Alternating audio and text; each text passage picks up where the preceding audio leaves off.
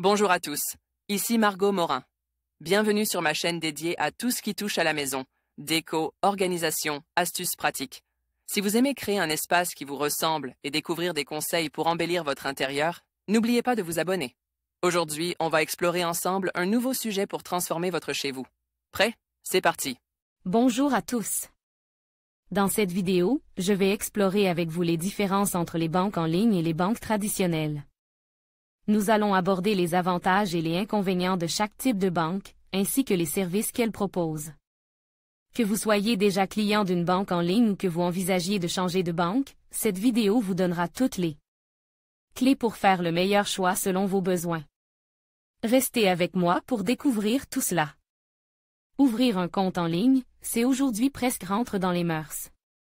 Mais avant de sauter le pas, il reste important de dresser la liste des différences entre une banque en ligne et une banque traditionnelle, afin d'être sûr de faire le bon choix.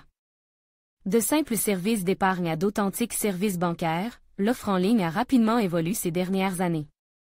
L'idée est aujourd'hui simple, fini les guichets physiques, les banques en ligne ne sont accessibles que via un site web ou une application mobile. Et celles qui ont ouvert leurs portes virtuelles en France sont généralement adossées à de grands réseaux du secteur bancaire ou des assurances et offrent donc les mêmes garanties légales que les banques en dur. En revanche, les opérations en ligne, si elles sont de plus en plus protégées, ne peuvent être à 100% sûres. Tout comme les transferts postaux, passages obligent pour la plupart des clients de banques en ligne. Notez toutefois que d'autres opérateurs proposent aujourd'hui des offres qui permettent d'ouvrir un compte dans une banque en ligne. Souvent pour une somme et dans un temps défiant toute concurrence. Banque en ligne, et services qui font défaut en ligne. Les banques en ligne ne disposant pas de guichets en dur, il semble évident que le dépôt des argent, en espèces ou en chèque, y est plus délicat qu'ailleurs.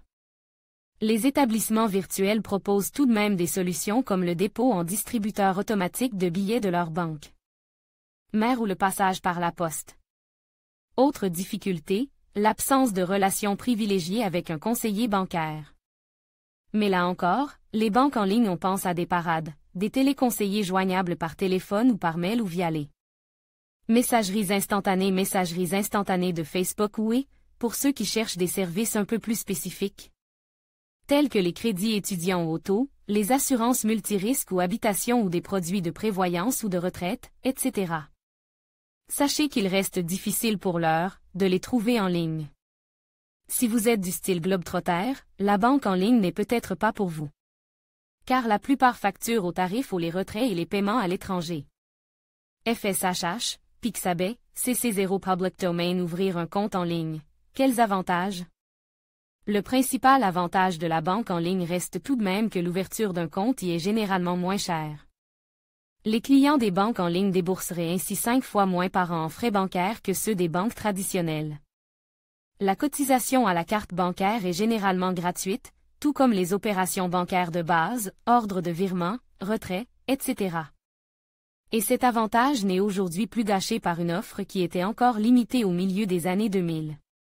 Livret, assurance vie, compte titre, PEA, etc.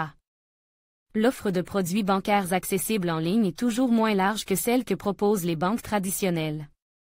Mais elle est de fait plus lisible et généralement tout de même très complète. Il est même aujourd'hui de plus en plus souvent possible d'accéder à un crédit immobilier, voire même à un crédit à la consommation. En conclusion, les banques en ligne et les banques traditionnelles offrent des services distincts qui répondent à des besoins variés. Les banques en ligne se distinguent par leurs frais réduits et leur accessibilité, tandis que les banques traditionnelles privilégient le contact humain et une gamme de services personnalisés. Le choix entre ces deux options dépendra de vos préférences personnelles, de votre style de vie et de vos besoins financiers.